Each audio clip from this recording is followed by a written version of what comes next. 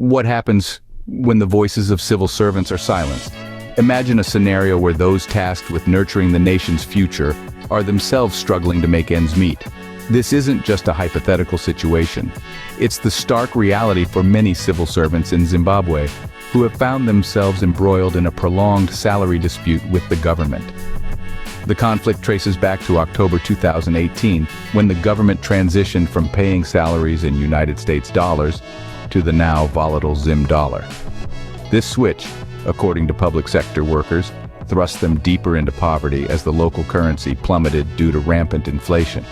As tensions escalated, the civil servants, through their unions, have repeatedly called for the restoration of their previous salary standards. However, these calls have not been met with open discussions or negotiations.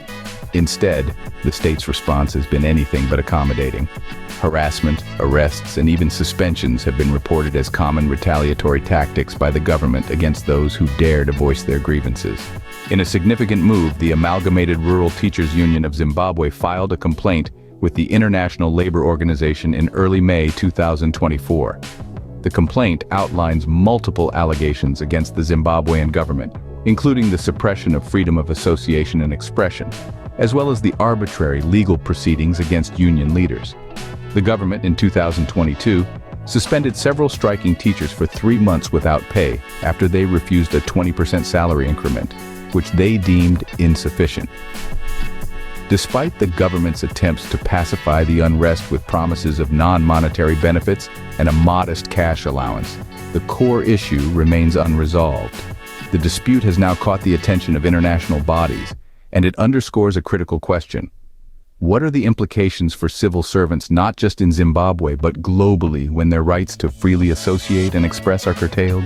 This ongoing dispute highlights the challenges faced by civil servants and the lengths they must go to seek justice.